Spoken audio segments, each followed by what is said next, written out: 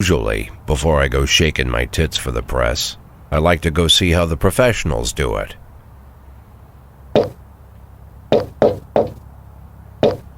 Some might say the chief of police has no business in an institution like this, but in fact it's the quietest and safest place in town. You won't run into any reporters, nobody gets into any fights, nobody drinks too much, nobody even raises their voice. The place is owned by an elderly gentleman who knows how to keep things under control. That's why I never invite my friends here. I wanted to make an exception for my 60th birthday, but most of my colleagues are young enough to be my sons, and they'd rather just hire prostitutes. Why stare at some boobs when you can take the whole package for yourself? But there's none of that in our club. Even looking too long is considered indecent. You can get an occasional glimpse, like by accident. The rest of the time you just pretend that you're immersed in conversation, or just come by for a drink. Doesn't mean these gentlemen wouldn't want their bald heads smothered in tits. It's just that nobody says it out loud. My younger colleagues might call it hypocrisy, but I call it the good old-fashioned manners. Good manners and leave the rest unsaid. She agrees to unbutton her blouse, and we agree not to pay too much attention. The girls are on a quiet prowl, too. They're looking for a way out of their cramped rooms. Maybe make friends with some wealthy patron with a pacemaker and dentures. Everybody wants something. But we have to control ourselves, or we'll all turn into libertines and prostitutes. Hell, if there weren't any rules, I'd be belching and farting, jumping up on the table, arms held high, yelling, "Shake it, baby!"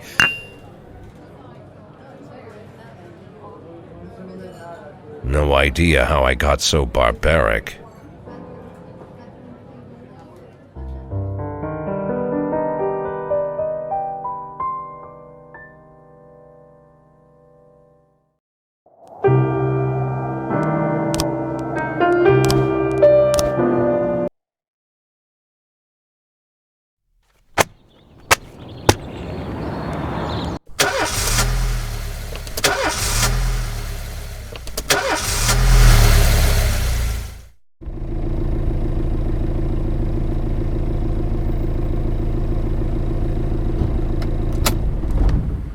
When I was a kid, my father sometimes told me at bedtime that if I closed my eyes and didn't open them for a long time, all the demons would blow away. Yesterday I turned 60, but I still take his advice. Not because I'm sentimental or want to keep the memory of my father alive. I just can't think of a better solution. To get away from all the demons that haunt Freiburg, I'd need to wear a blindfold 24/7. Plus, it's a good idea to act blind when talking to reporters. At least that's what my colleagues say. They're afraid of press conferences. But for me, it's more like a confessional. No matter what lies you tell, you're privately thinking the honest answers. It helps me remember who I am. The fact that I'll be reading all about it in the papers tomorrow is a small price to pay. Call it penance for the preacher.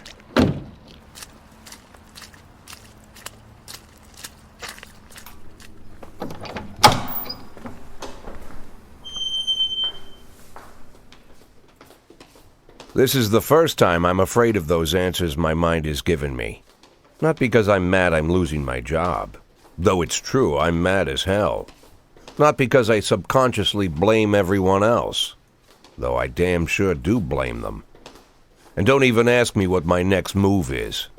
I can't imagine. But even that doesn't scare me. The worst thing is, I know I'm going to have to do something. And I'll be damned if I know how far I'll go. I may have a lot of vices, but predictability isn't one of them.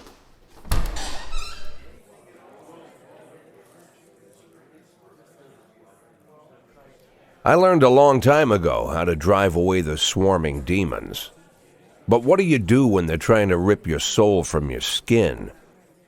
Shutting my eyes tight as I can. The best solution remains the same: play blind. I just hope the reporters think I was blinded by the camera flash.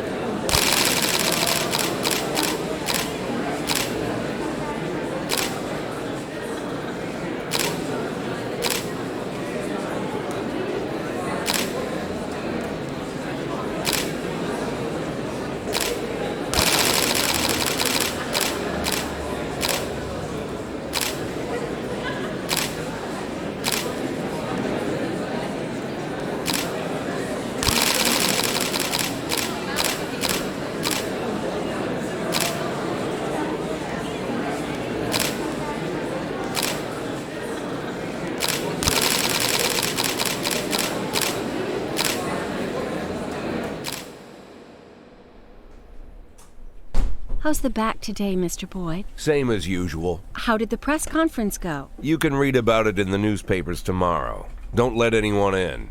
Even Mr. Kendrick? Especially Mr. Kendrick.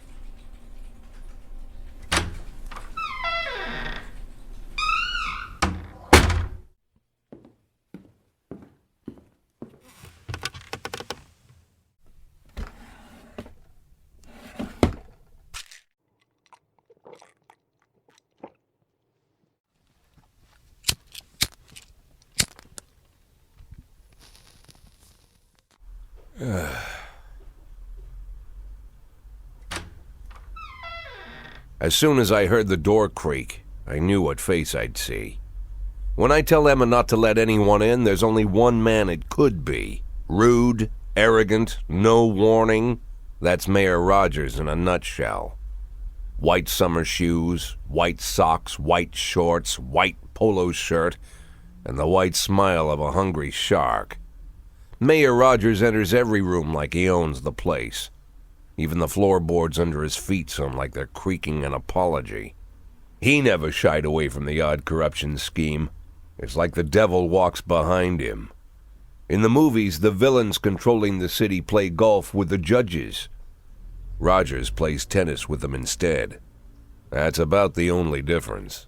Jack, I was hoping to catch you after the press conference. You ran away so quick. There's no smoking at City Hall. No reason for me to hang around. Well, this morning I signed a ban on smoking in all public buildings. Soon you won't be able to smoke here either.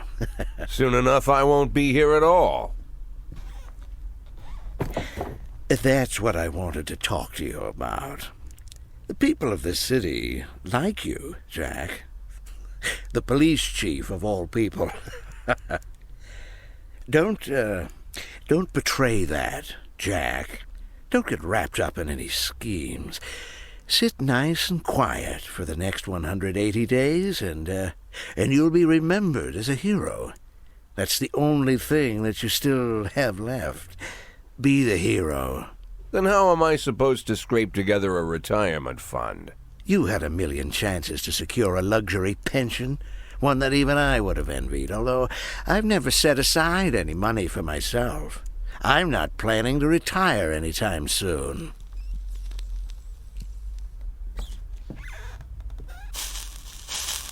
"180 days of quiet, Jack. That's all I need. I don't have any problems with you, and you won't have any problems with me.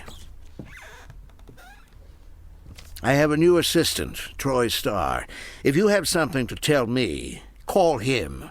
But try not to bother him. He's a busy man." I'll do my best. "And quit smoking at the office. One of my friends will be using it soon."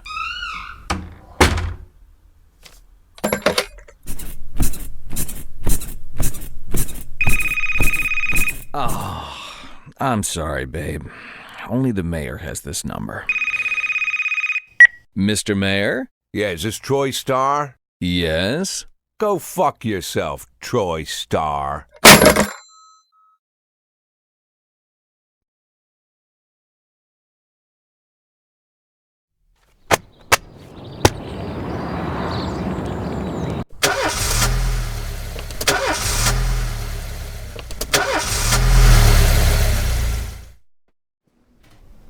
Cops don't use the police station cafeteria anymore.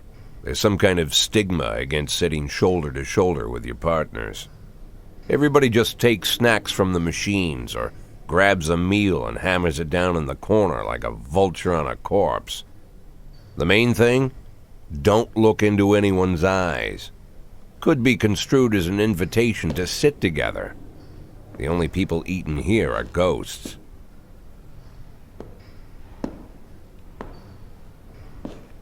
My deputy, Francis Kendrick, he recently became one of those ghosts, the subject of one of the most devastating corruption scandals in the history of Freiburg.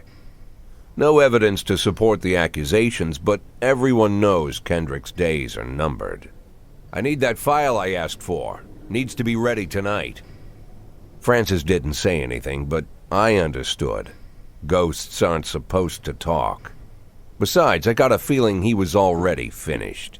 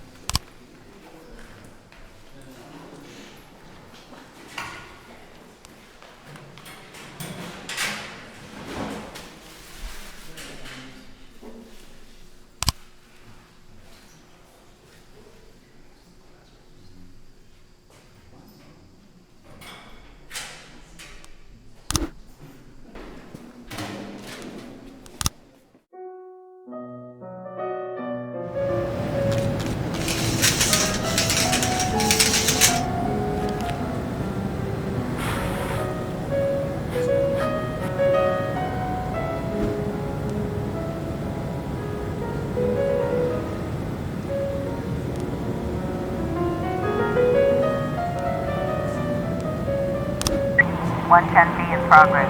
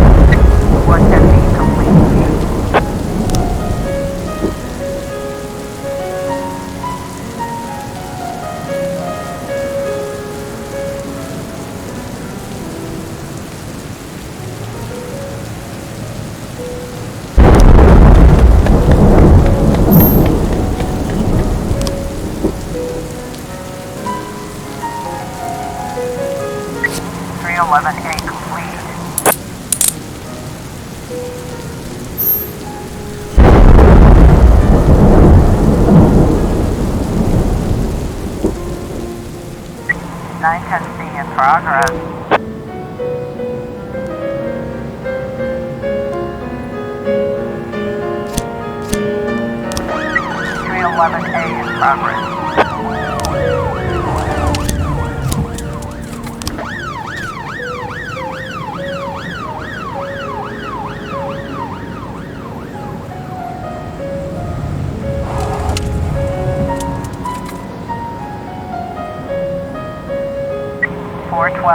Progress.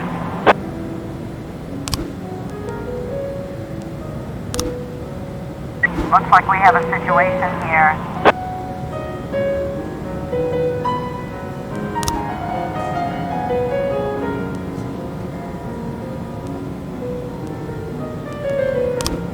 Nine tests complete. 311A complete.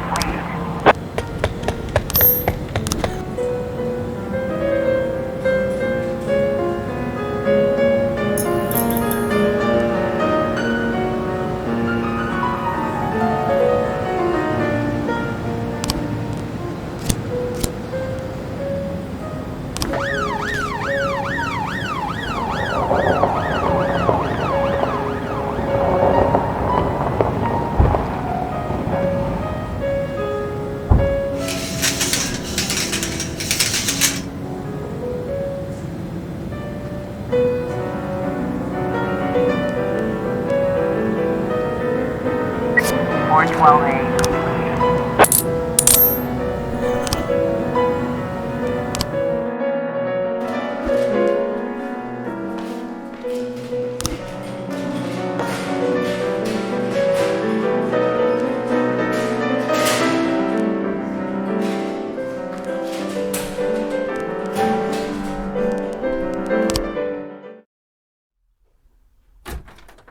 Used to be, when I asked Kendrick to stay late at the office, he liked to grumble and crack wise. Nowadays, he doesn't have the strength for it. Slumped shoulders, blank stare, wrinkled skin. The past few weeks, I don't hardly recognize my old friend. In his younger years, he reminded me of a gallant royal officer in an old Kipling story. Kendrick isn't just crumbling under the weight of the public pressure, but from the shame of it all. Internal Affairs raided the library he inherited from his grandfather, hoping they'd find buckets of cash stashed in the pages. Heard about the look on his face, the fearless policeman standing helpless in horror. I've known Francis for 30 years. The past 20 years he's played loose with the law. And I know that at a certain point every stolen dollar brings more misery than anything else. Probably sounds crazy, but I sympathize with the guy. What can I do? Your friends are your friends, and these are the waters we swim in. Called all of the people on that list today. Now they know you're in business, so you could get a call from any of them. You don't need to worry about any of them. I've cleared them all. And what kind of business are we talking here? It's nothing too serious, just like you asked. Should be just a few small favors. Payments will vary depending on the situation and who you're dealing with. How much are you looking to earn? $500,000. $500,000? Why not a whole million? Because everybody wants to take $1 million. Figured I'd try something different. $500,000 in 180 days? Well, you could earn it all above board if you netted all the big fish and hit all your bonuses. Never knew you for a fisherman. Well, you never got into my business, and I'm not trying to get into yours. But be careful about bringing in any other cops. Sooner or later, they'll put the finger on you. And one more thing, Jack. I remember what you said, but I should probably add one more name to that list. Christopher Sand. Sand. Christopher G. Sand. Everyone knows the name, but few could tell you who he is. The old man stays away from the spotlight. Always wears old-fashioned jeans and knitted sweaters. Gives to charity. Rarely attends social events. An avid hunter, I hear. Even dabbles in poetry. You'd never guess he's the head of the oldest and most powerful gang in the city. Goes back as far as his great-grandfather. And Sand is strict about following the old rules. He rarely involves himself in commonplace murders and robberies. Hardly needs to intimidate anyone to get his point across.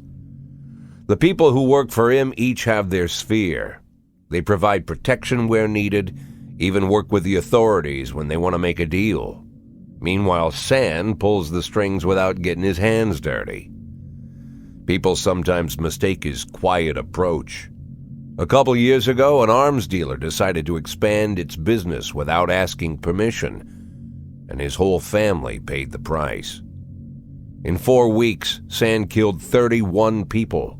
Old men, women, even a few teenagers. And Sand's people made sure every paper reported it. Frank, I don't want to hear you say that name again. Jack, please, listen to me. I'm in with these guys. We agreed, Frank. That's not the kind of business I'm into. I don't go there. Never have, never will.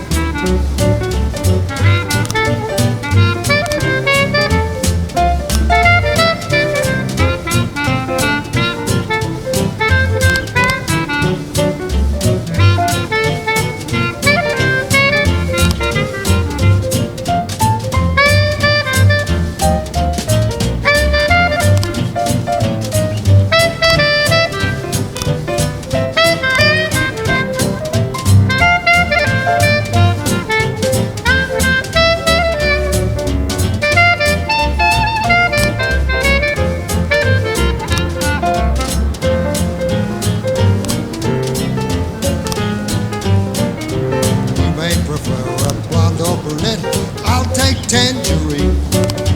Now that we've met, I'll get sweet ginger green. Red is for danger, so I'm told. I know just what they mean. Gotta be bold to hold sweet ginger green. She's sweeter than Sue and Georgia Brown beats Lulu too when she's back in town. Now she can shimmy like Sister Kate. She's a 11 dancer.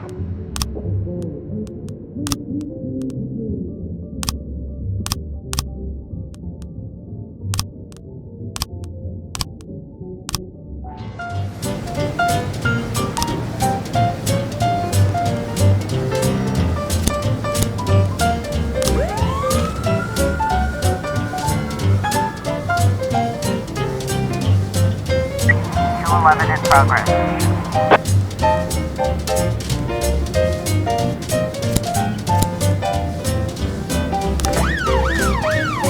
Two 11 in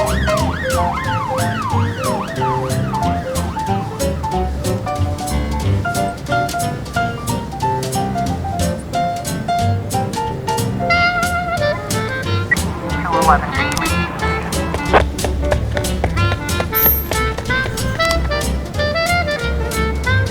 1210 in progress.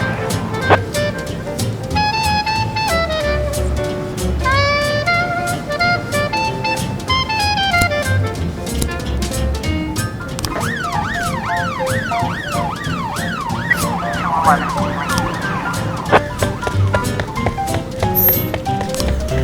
Now she can shimmy like Sister Kate. She's just a dancing queen. Fit for a king. Swing sweet ginger, swing sweet ginger green. 1210 complete.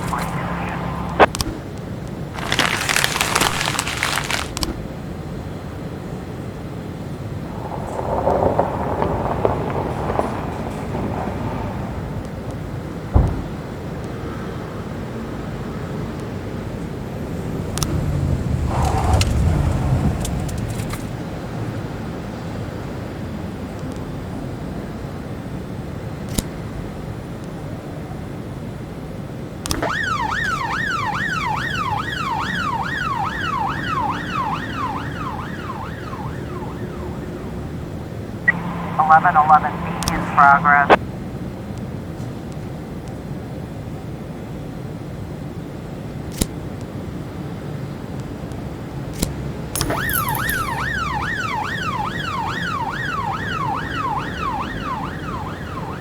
Four 11 in progress.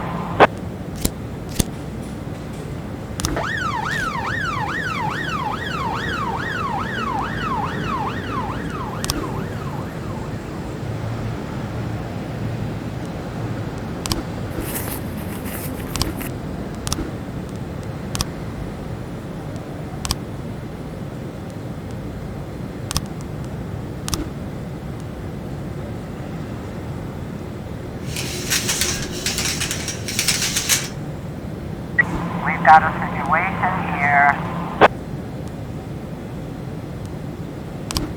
11 B complete.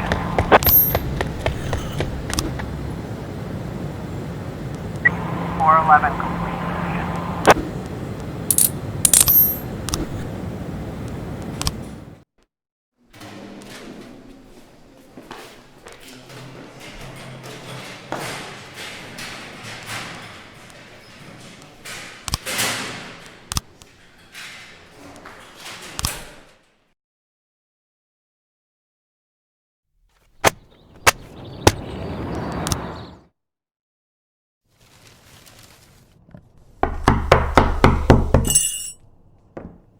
Whenever I'm alone at home and there's a knock at the door, I always hope it'll be my wife, Laura.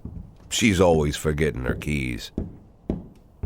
Hello, my name is Steve, and you're Jack Boyd, is that right? To get to my front door, the Bible boys walked about a mile from the local bus stop, jumping over mud puddles and skirting a couple of landfills. Laura doesn't go in for religion either. But according to her, these brave lunatics with their fake smiles deserve at least a minute of attention. She patiently listens to them, asks them questions, regales them with pastries, and never once dropping a hint of condescension. When I watch her do it, I've got to admit it gets me. I'd have hugged those boys, sat with them on the porch, and lit up a cigar. But a month after Laura left, all I could do was quietly ask them not to bother me. Today I'm a little rougher still. Shut the door on his nose this time. Another couple weeks at this rate, and I'll be greeting anyone who comes close with my service pistol pointed towards the sky, ready to fire my warning shots. In my life, even the basic stuff never goes like it's supposed to. Normally, when a wife is going to leave home, she'll make a scene, or at least sit everyone down for a serious conversation. But Laura just disappeared. The children in the stories always stand on the side of the mother, but all three of our sons supported me. The in-laws always blame the husband for making their daughter unhappy. But now Sally, Laura's mother, well, we sort of have a pact. The fellow Laura ran off with is young enough to be her son. I hear he's 30 years old. Of all the possible information a man can know about his wife's lover, I get hit with that. Fortunately, Laura's mother doesn't like the way it sounds either. Sally figures this guy just thought he'd have some fun with a mature woman, but he'll be back chasing college girls before the year is out. So we have an agreement. Sally's going to track down Laura and try to reason with her, and we'll arrange a meeting. Meanwhile, I'm supposed to not do anything stupid, which of course means anything at all. It's a crazy situation. I'm the police chief, and the person I'm trusting to find my wife is an old woman armed with a phone book. But I can't afford to lose Sally as an ally. So for the moment, I had to swallow my pride.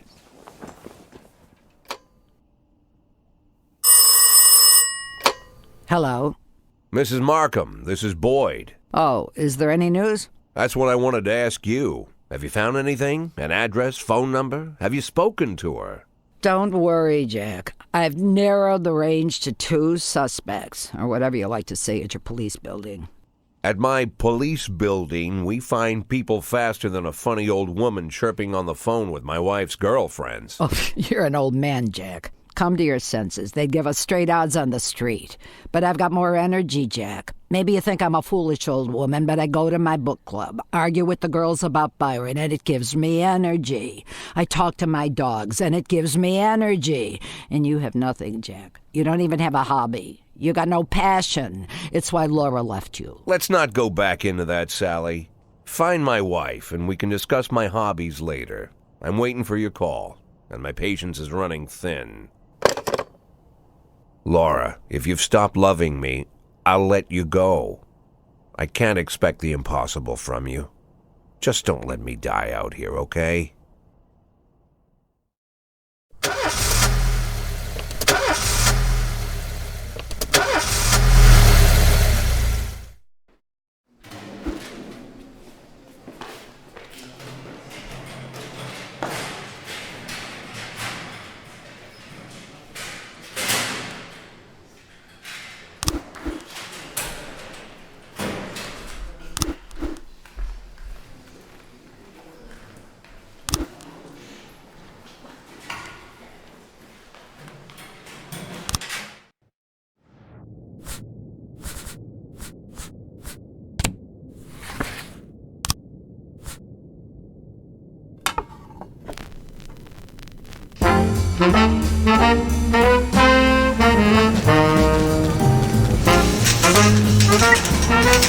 Progress.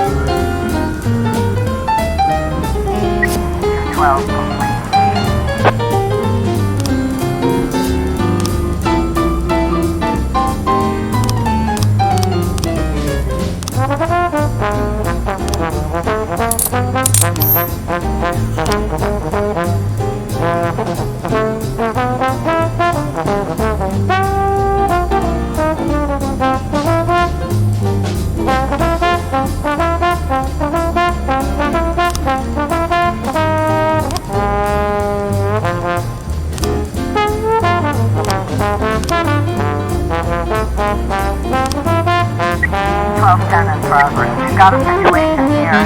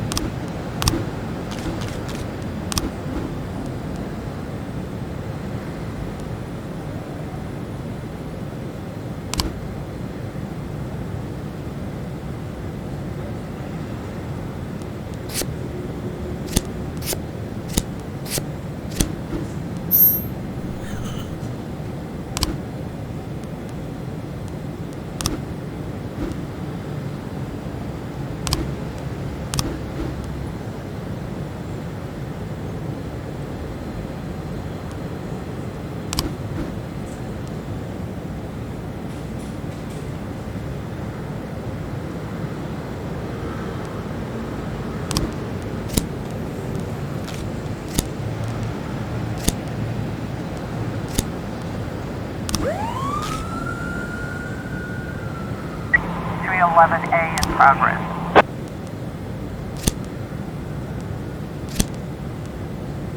(1210) completed.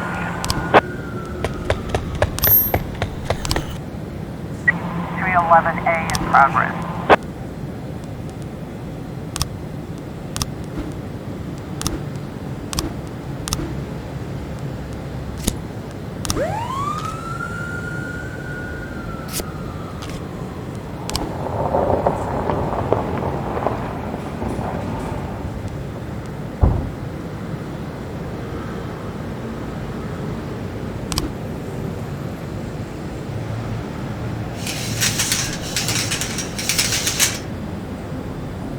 Officer on scene. Looks like we have a situation here.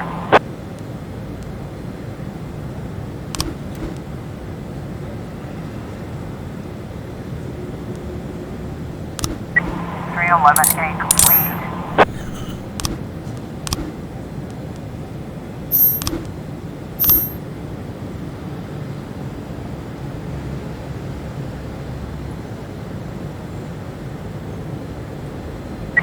(311A) complete.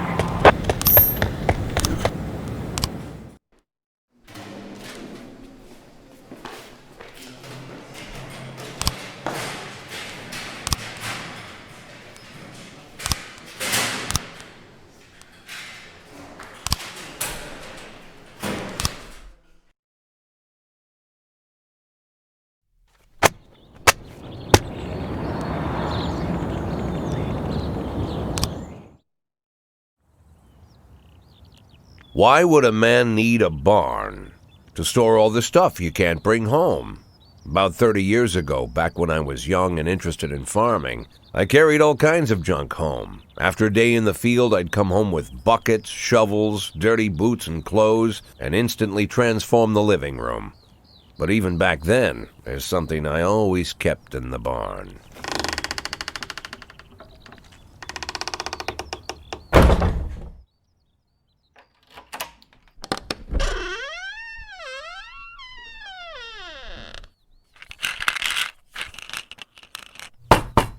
I stopped keeping my pills inside the house because every time I was about to take a triple, someone would knock on my bedroom door. Now they're knocking on my barn door. Well, fine. It's not every day that someone comes to visit your barn. In all the years we worked together, Kendrick never came to visit the house. We drank at bars, went fishing, went to the mountains. Even chased off some poachers one time. But he never came for dinner with the family. We never watched football over here.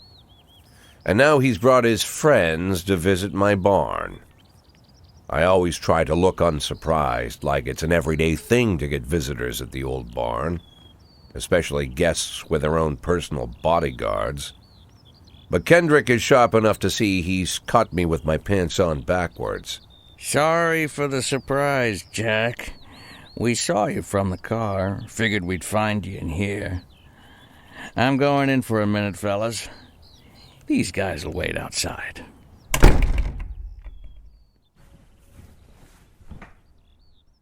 How long you been dating the lover boys? They're sans people, Jack. Yeah. So now you're appearing in public with members of the Mafia?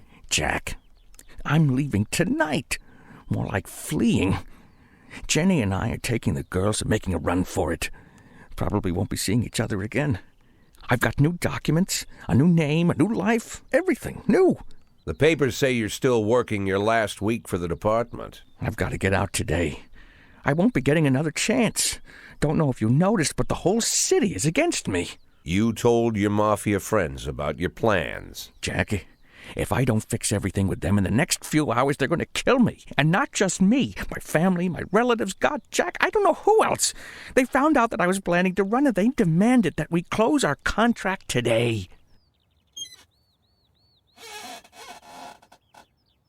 Your contract, Frank? Really? Is that how you talk now? Maybe you should call in the lawyers to straighten all this out. Now is not the time, Jack, please. I have a commitment to them until the end of the year. They need an inside line at police headquarters. I can't just give them back the money. That's not how the Mafia works. If I can't find someone I can trust tonight, I'm dead. You know me, Jack. I wouldn't ask you if I wasn't afraid they'd cut my daughters to pieces before sunrise. He's the damn fool who puts his daughters in the crosshairs in the first place. Anyone in my place would have dressed him down good. But I didn't want to pile it on. Fate's already got this guy's soul in the grinder.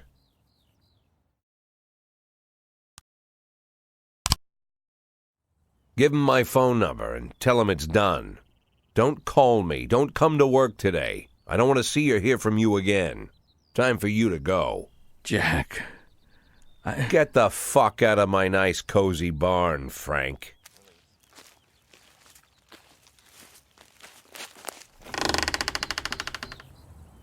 At the time, I was trying not to think about what just happened. It was almost too much to take in. I'm probably the most popular police chief in the history of the city, and I have to admit, I've thought about that more than once, sometimes with a little pride even. In one of the features they wrote about me in the papers, they said it pretty plain. He catches the criminals.